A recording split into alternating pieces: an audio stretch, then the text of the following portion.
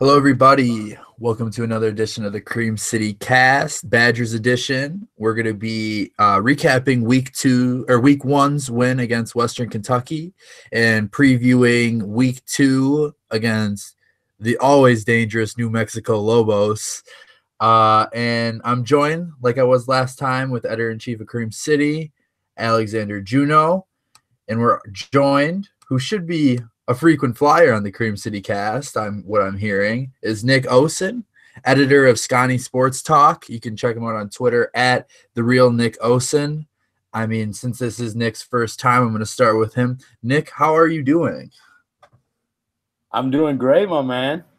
It's great to be here. Just finished first week of my last semester here. Excited to talk some football. Perfect. Al? Fantastic. I just had my first day of my 6th year of college, and I'm glowing. I got to tell you that Al is wearing a vintage Wizards John Wall jersey right now. He, quote-unquote, said he had to look fresh for his first day today. Could have went with the Gilbert Arenas jersey, but I don't know if that's allowed on school premises at this current time. So let's just jump right into it. Pretty easy win over Western Kentucky, kind of a slow start in the first quarter. Something that I guess the first thing I want to talk about, something that jumped off the page to me right away is the freshman safety, Scott Nelson. Nelson looked really good out there, 7 tackles, team leader in that. Really aggressive on the ball, led the team with 2 deflections. I don't know, Nick, what do you think? What did Nelson show you in the first game of the year? Yeah, the kid also had a tackle for loss. I mean, based on what I saw in camp and, just knowing the kid, how athletic he is, how he's got size, I was very excited to see him. I did not expect to see that much just in game one. Like, he looked like an experienced junior, senior guy out there. Heard after the game he was helping make some of the calls, leading the back line, and it was pretty cool. Everybody seemed to notice because other than, JT and Hornibrook, he actually had one of the biggest media circles after the game. I really like this kid. Yeah, just to echo on that, he's just impressive. If you want to see somebody make reads and just understand the game of football, just watch him play. He's on every play, he's making a read that could lead to something explosive, and the way he plays safety is just fun to watch. It's reminiscent of recent Badger safeties. And I think Jim Leonard's going to have fun with him over the next 3 years. I see a little bit of Jim in, just his play on the ball, the reads that he sees before the plays even start to develop with the wide receivers running their routes. I mean, I think that is probably, and it's huge because our secondary is one of the biggest questions on this team going into the season. So having Nelson there really at least gives me eases my stomach a little bit when we talk about how the secondary is going to do. Yeah, that was maybe the only big question mark they had coming into this year, with obviously like everybody on offense returning and some real leadership up at the front of the defense, middle of the D-line, middle of the backers, outside with Van Ginkel. And it helps that Nelson's got Dakota Dixon back there as well. He's a huge team leadership guy, but I think he could be pretty special under Leonard for sure. Yeah, absolutely. Thank you, Al, for the insight. I didn't have anything to add. I felt like you guys covered it pretty well. I know, I'm just messing around with you. Yeah, and I think overall, obviously we're not playing against a super high-powered offense, but Western Kentucky did finish 7th in the nation in passing offense last year. So to limit them, and Fayon Hicks with that interception when, Western Kentucky was driving, they just made plays out there, and that's really all you can ask for. And, hey, they got Eccles out of the game one way or the other, so that was good from the defense. I love Fayon just on that interception. He had a great read staying back home for that. I think Caesar Williams, I don't know how much you guys pay attention to like Pro Football Focus or anything, but he was rated pretty high. Known him since he came in, so that was really nice to see. And then they've lost a little bit, but they have a little bit of depth as well with Eric Burrell and Madison Cohn at the nickel. Yeah, I mean, I definitely see depth there in a position of concern to start out with, but at least against the Hilltoppers of Western Kentucky, they definitely looked good. Just another defensive guy I wanted to touch on real quick. Zach Bond looked really, really good to me. A little hesitant, it was a little shaky, played a little fast. I mean, it's his first game starting. But Zach Bond looked really good. What did you notice anything of note from him, Al? Yeah, I thought the entire linebacker core looked great. You know, TJ Edwards was great as always, and Zach Bond looked fairly explosive. I think he had one play where he got to the quarterback really quick and he just sort of ripped through the middle. I was also impressed with Ryan Connolly. He has great closing speed. He was just surprisingly athletic. I didn't realize just how quick he was, and I thought the entire linebacker core had a great game, just sort of dominating the middle of the field.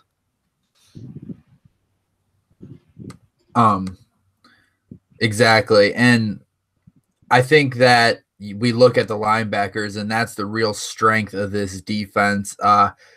You look at the depth there, and there's a couple of our backups that could probably start on quite a few teams. So that's always good to see. Oh, for sure. Good teams too, like Chris Orr. Absolutely. Yeah. And that's going to be interesting how they rotate those guys in. I know that, Van Ginkel, you have Orr, Conley, Bond. I mean, pick your poison, really, and you can get kind of creative with what you're doing out there with them.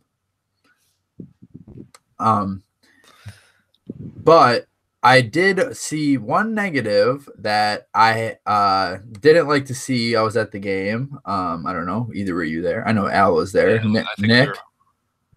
Yeah, I was covering it. Yep. Very good. So the offensive line at first was a bit of a question mark. For me, they were getting Western Kentucky was getting some pretty good pressure on Hornibrook. I did think Hornibrook was holding the ball maybe a little too long after the receivers ran all of their routes, so maybe a little more precision there. But I don't know. What are your guys' thoughts on? Obviously, it's a great offensive line, but you don't like to see that to start out with. Right. And I mean, of course, with all the attention that they got, in the offseason with the Sports Illustrated article and whatnot, we are being a little nitpicky just because of how much of a blowout it was. But certainly in that first quarter, especially, I believe the second sack and then the third time Hornibrook got sacked later, those were kind of on the line. They certainly started off slow. I think that Cole Van Lanen, who wasn't projected to be a starter, I think that he had some really good minutes. And I think that they eventually created some holes for the backs like JT, obviously Taiwan Deal, which was nice to see as well. But they certainly kind of played like it was their first game and not quite like they were, quite the unit that they hopefully will be by the end of the season. Yeah, I think that they just didn't get quite the level of push that they wanted to get. And I don't know if it was just kind of a slow start out of the gate and some rust. I did feel like Taylor didn't necessarily make all the right reads. I felt like he missed some of the holes created. And I don't know if it was just like a lack of chemistry, first time out there, but I'd expect a pretty heavy course correction on Saturday, and we'll just see them run over New Mexico, where they are clicking on all cylinders. We've seen in years past the Badgers not have a great first game and have a great season. Last year. Yeah, I think did they play Utah State the first or the second week? I thought it was first. Yeah, whichever game it was, they kind of struggled a little more than you would have expected, and then they blew the wheels off them in the second half and coasted to a pretty great season. So I think we could see something like that. In terms of specifics, a lot of the guys, I know we talked a little bit about the Pro Football Focus grades earlier. A lot of the guys on the line had great grades, but it didn't really show up when you were watching it. So you wonder if it's if we are being just a little too nitpicky, but it did feel that way. Like you expected Jonathan Taylor to just have a fantastic day, and he really did. It really feels like we're nitpicking because he averaged like 8 yards a carry, but you almost expected him to just get 200 in the first half, and maybe we're just a little too spoiled with what we expect from our running backs because of how great guys like Melvin Gordon were, that we expect that every single time. And Taylor's great, but like 200 yards is still a lot to put up in college football. Absolutely. And I think that what I like most about Taylor's running ability is the way he just powers his legs through contact. He sheds those arm tackles so well. And it was really apparent on that 47-yard touchdown run. Western Kentucky was throwing every limb they had at him, and he was just running right through them. And with his I think that's going to be the thing. Get him in space and get him running downhill. Offensive line needs to take care of that initial push. But once he gets going, he's as good as gone because he's that combination of strength and speed. Well, and that was something I wrote about. I mean, although it's not quite where, Gordon's was, I think Taylor's vision is improving, but I think that just how explosive he can be, especially against those wimpy arm tacklers, guys just diving at his legs. He can get through that. And then he does have that second gear, which he also kind of showed, that once you get him through the line, he hits the right hole, he's hard to stop for sure. And that is why he was, a favorite to win the Heisman coming into the year. Yeah, I think he's stronger than I had anticipated him being, like in terms of just how powerful he is going at I was going to say enemies, but that's not really the right word. Going at the opposing team. He just looked really, really strong and explosive. He's not possibly like as quick as a Melvin Gordon, and he doesn't have like the vision like you said, but like he might already be stronger than him as, a true sophomore. So I guess it's kind of staying on this note. Let's move on to the wide receiver core. We were kind of worried about the depth, but Dylan, what'd you see in game one from the wide receivers? I saw a lot that I liked. I see a bit of chemistry starting to form. I know, Taylor and Pryor were obviously playing last year and racked up some pretty decent numbers, but they didn't know. I mean, I'm assuming they had some thought of the Cephas and Danny Davis, but they were kind of on short notice with that. And to see AJ Taylor really, I love AJ Taylor. Like he is a prototypical wide receiver that Wisconsin really, really needs to be successful because he has a little bit of go up and get it. He runs sharp routes and he's just fast enough where he can get through he can shred a secondary like that. So having him with 85 yards, Kendrick Pryor with 51, I think one of the biggest surprises was Ferguson's role. And I talked about this, I think on the last podcast we had, who is going to be Alex Hornibrook's safety net? Who's with Fumagalli leaving? He's going to have a go-to guy where he can get those yards. And I think Ferguson has a good chance to be that. A little rough around the edges, yes, but I was impressed with what I saw from all three of those guys. Well, speaking on Taylor, I mean, not only does he have the tools that we need, for the Badgers, but he's also a really smart player. Like you said, he knows his routes. He runs them well. He's not afraid to block, which is something Ferguson actually needs to work on. I was also impressed with Ferguson. I think that he's got great hands and is more athletic than I thought as well, that I kind of anticipated. So, yeah, if he can stay on the field with, blocking, Pryor can continue to just be consistent. I think he's been awesome since last year. They get Davis back, I believe, after this week. Yeah, for BYU. Yep, they'll have the continued depth at running back. I don't think offense should be an issue, especially with these receivers, right? Yeah, I'm not too worried about it. I actually saw enough from the two walk-on guys that you're just not super worried about it. I wouldn't say either of them looked fantastic, but with the top two of Pryor and Taylor, and then with a solid pass-catching tight end, that really feels like all we need.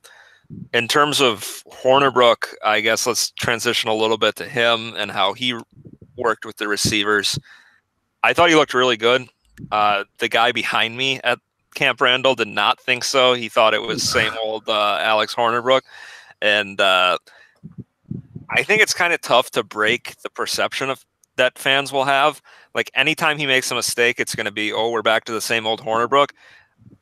I didn't really see that on Saturday, and you feel free to disagree with me, but I thought when he left the pocket on those passes, I didn't feel like we saw that last year, the ability to throw on the move. And there was one throw where it looked like he overthrew the receiver, and then once you saw the replay, it actually looked like the receiver slowed up a little bit. So we didn't really see the type of precision passing that we saw. I thought he threw – there was sort of one bad pass where they were in the end zone, and he kind of just like threw it at chest level between the receiver and the defensive back. Mm-hmm. I thought he looked really good, though. I thought I was impressed with what I saw from the receivers, and I was impressed with what I saw from Hornerbrook, and I kind of want to see how it looks once we get into the better part of the schedule. And I think that you got to take into consider, obviously the basic Badgers fan is going to want, they see like Deshaun Watson or Baker Mayfield. They see these high-powered throwing offenses. But let's think about it. Do we really need Alex Hornerbrook to do that, to win a national championship? No, we need him to be above average to good. And if that's what you can get from him, that's what we need. But I also think that the perception is, like you said, another Hornerbrook mistake. I think he doesn't necessarily do those extraordinary plays where he will get that perception changed. I think it's just going to be how it is because he's going to do what he can with his skill sets. Maybe I misread it this summer, but I know they were working on his arm strength. He still has that little bit of like carry in the ball a little bit, which kind of concerns me with secondaries that have really good athletes that can jump those routes. But against Western Kentucky, it was good enough. He does still have that. I definitely saw that. I would agree that we don't need him to be spectacular for the Badgers to win. But, Al, I also agree with what you said. I think that he moved better. I think that he actually made some really good decisions. And only two negative plays really only stood out to me. One was the sack we talked about earlier, Dylan, where he held it a little long. And then there was one on the left side where AJ was wide open and he underthrew him by about 3 or 4 yards, which was disappointing because he was totally by himself. But I'm high on Hornerbrook. I have been. I don't think he needs to be like you said, Deshaun Watson, like a Russell Wilson type guy. I don't think he needs to be that, but I think he's improved. And I think that getting Davis back and the chemistry with the receivers will only be beneficial for the offense. And I actually think you're both Bears fans, so maybe you guys didn't make this connection, but the majority of the people who watch Wisconsin football games watch Hornerbrook on Saturdays and Aaron Rodgers on Sundays. So that sort of discrepancy in arm talent can, I think, leave a lot of fans wanting and has led to a lot of criticism. I know you guys aren't really used to it. Wait, hold on a second. Wait, Nick, you're a Bears fan? Huge. Wow, dude. I think I found a new friend on this podcast. And yeah, dude. You shouldn't have brought that up, Al, because I think you just singled yourself out on here. I think you're in the minority now. Although I'm a Packers fan that writes for a Wisconsin sports site. Whatever will I do? Right. But hey, Al, you brought it up. Khalil Mack. All right. Now on to the next topic. All right. Real quick. Let's give our predictions for Sunday. Shadow, I think that would only be fair. Sure. Packers by 20. By 20. Are you talking 20-0 or 40-20? I think Al's is blowing smoke right now. I think he's flexing his Aaron Rodgers muscles. I don't think he actually thinks that. Jeez. I do think that either the Bears are going to win or they're going to get demolished. One of the two. It could be close. I mean, I don't know. I might regret saying this on this podcast, but I'm gonna go with what I predicted last night on another podcast. I think Bears are going to be improved. Khalil Mack is huge. They return a top 10 defense. I think they're going to be ready. Bears 24-21. Yep.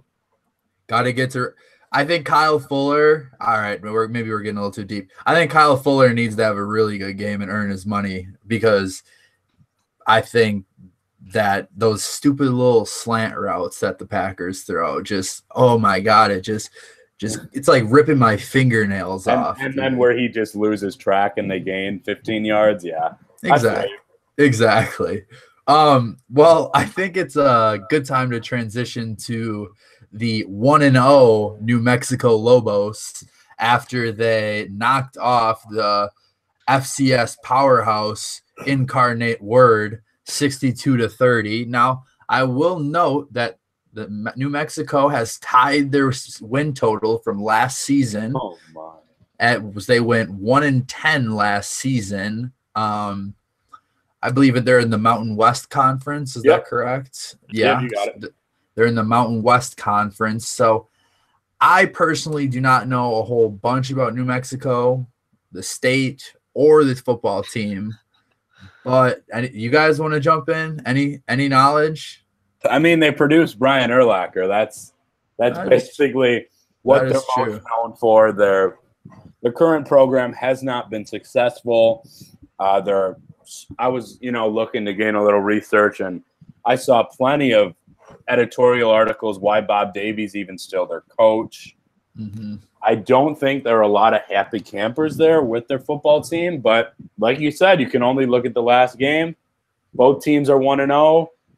I think the Badgers, especially that defensive line, can work on creating more of a pass rush than they did in the first game. I think that was a little something that we kind of glossed over, and hopefully they can do a little better job of that against a not-so-great team like the Lobos. I think really the only thing that I would even say is that their quarterback threw for 327 yards. I know it was Incarnate Word, but 300 yards is kind of a lot for a college quarterback that plays for a mediocre school. So I guess maybe it'll be a bigger test for the secondary, but like you said, Western Kentucky was a big passing offense last year.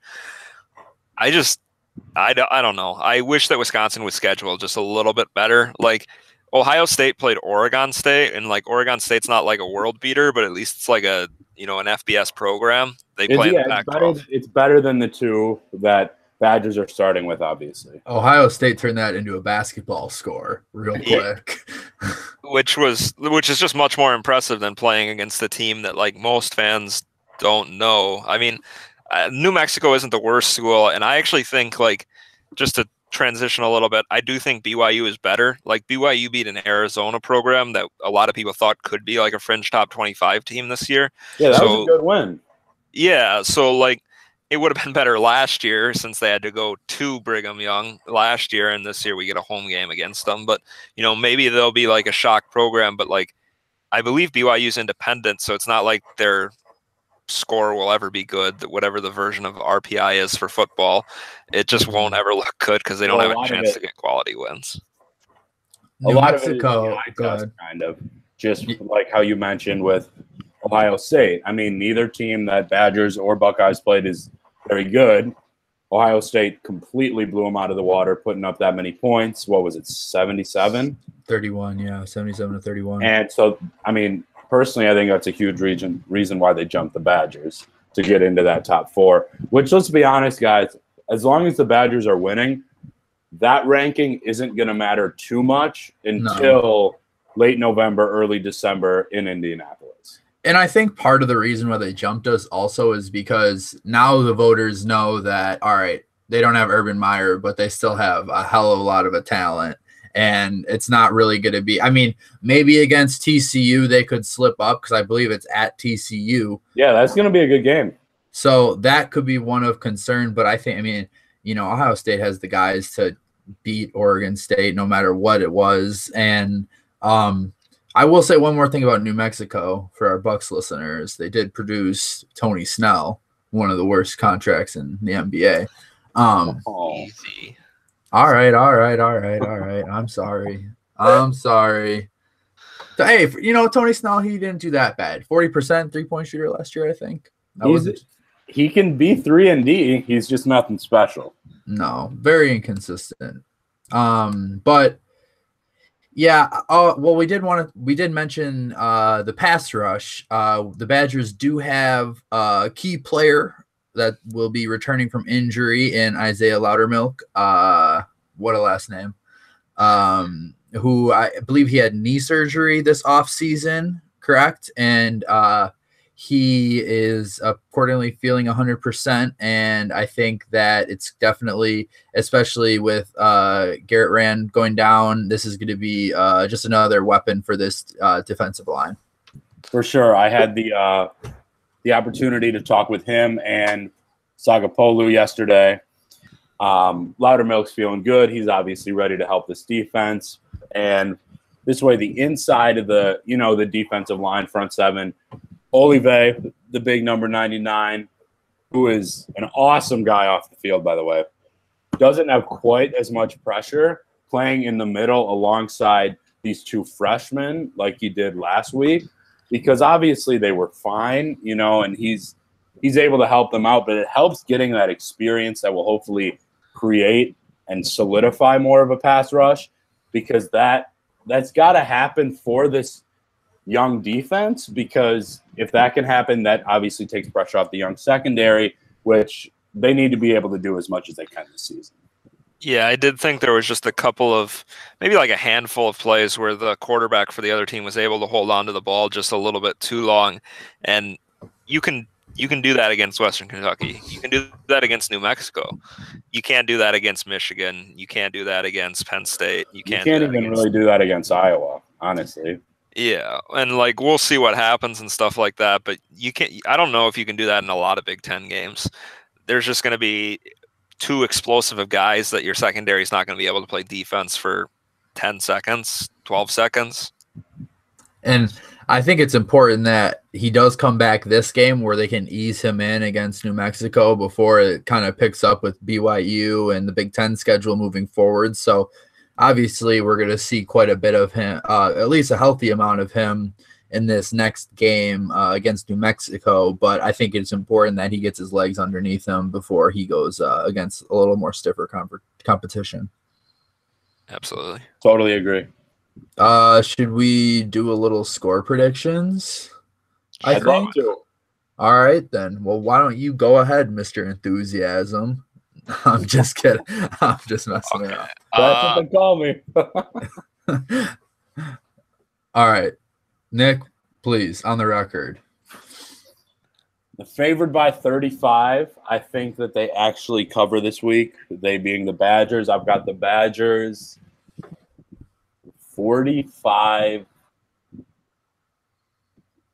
We'll go 48-10.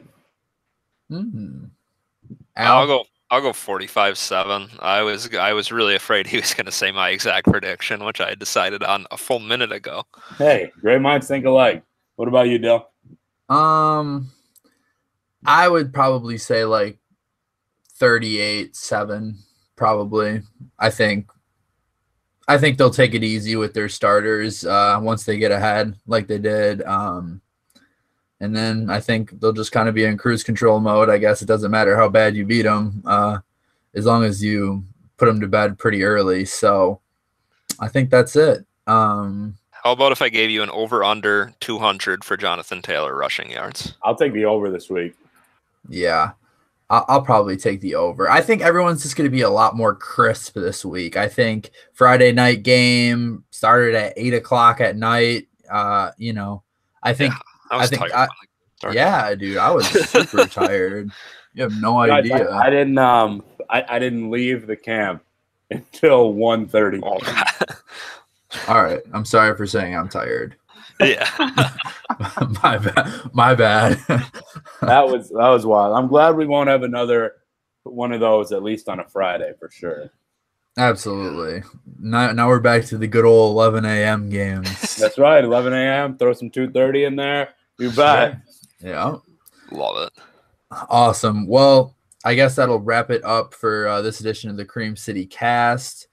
I want to thank Alexander Juno for always coming on, and Nick Osen, editor, Scotty Sports Talk at The Real Nick Osen. I'm Dylan Piccolo. I want to thank you for listening. Hopefully one of our score predictions are right, and hopefully Jonathan Taylor has over 200 yards. So thank you very much, and we'll talk to you after this week.